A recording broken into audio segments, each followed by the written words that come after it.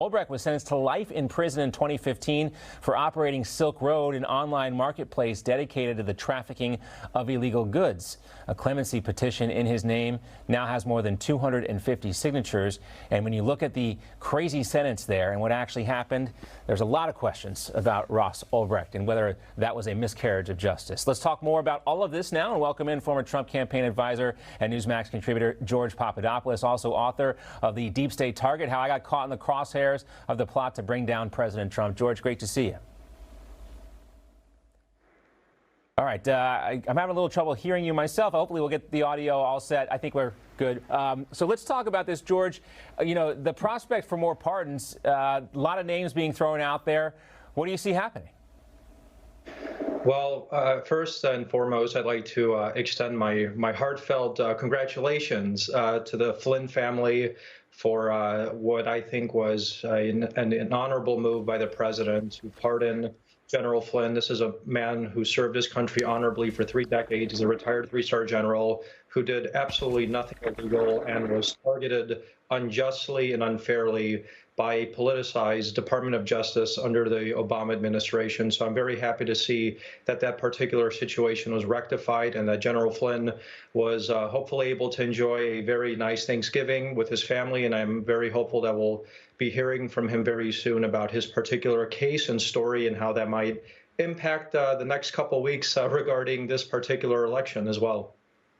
Yeah, what about you, George, too? I mean, you know, your criminal record is still there. A pardon would free you up from that. Nobody wants to have that on the record. Any word about a pardon for you? John, I simply want the facts to lead to a logical conclusion regarding my particular situation. We've discussed my situation a couple times on the program regarding what people like John Durham are investigating, what AG Barr was looking into, some of these mysterious characters that were running into my life while I was in the Trump campaign and trying to set me up and others. So I'm, just like millions of others of Americans, was very disappointed to see that John Durham punted his Durham report until after the election and was not able to produce a report or an indictment, if you will, before the election that would actually inform millions of voters of exactly what was happening to people like myself, General Flynn, others, to help inform them about who they should have voted for and who Joe Biden really might be. Because as the president explained numerous times, it looks like Joe Biden himself was involved in the targeting of General Flynn. He might have been involved in the targeting of others on the campaign. So that was the only disappointment. But regarding my case, I want the facts to speak for themselves. I want it to result in the logical conclusion. And if at the end of the day, when the facts are out there, it supports a pardon for me, of course, I would be honored to accept one. Well, all right, we'll see what comes of it, George. Let's talk to you a little bit about the campaign.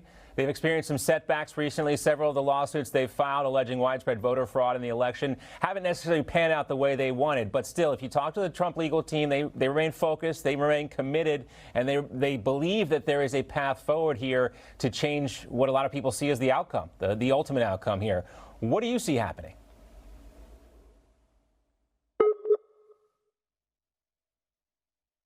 All right, looks like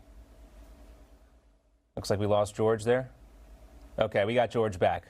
George, just reestablishing the connection there. Gotta love the technology. You know, what do you see happening now? Everything we learned this week about these legal challenges, what do you see as the next step?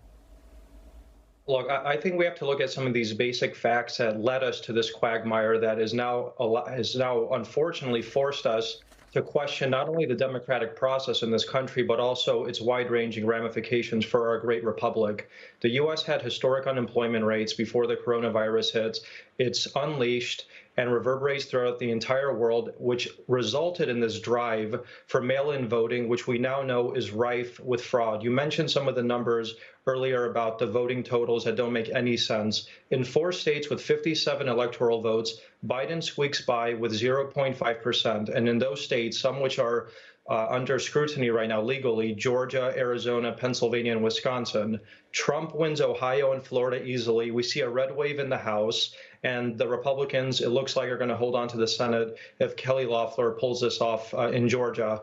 And we also had Rudy Giuliani in front of millions of viewers for a voter fraud case in Pennsylvania, in which the judge over there has stopped the electoral certification of the states. So there are numerous issues here. Millions of Americans are finally understanding what the president means by widespread fraud in the voting system here. And we also still have to find out how widespread the fraud might have been with the system Dominion. Dominion is a system which got Hugo Chavez and Maduro elected overwhelmingly in Venezuela, yet it was used in 2,000 precincts in this country and 30 states, which resulted in Biden getting the most votes apparently in modern American history. None of this makes sense. The math doesn't add up, and the president and his legal team have a firm case that they are presenting not only for the public courts, but I believe it's going to end up in the Supreme Court, and we'll see what happens over there. Yeah, that's where they wanted to wind up, either in the Supreme Court or have some of these state legislatures vote what they see as the legitimate outcome as opposed to what they are going to vote based on now. George, great to see you as always. Happy Thanksgiving, and we'll talk to you soon. Thank you, John. Happy Thanksgiving to you. Newsmax TV is now America's fastest growing cable news channel. We give you the real news you need. So subscribe to our YouTube channel and give us a thumbs up. If you like this video, share it with your friends. Newsmax TV streams live on YouTube for free. Newsmax TV, real news for real people.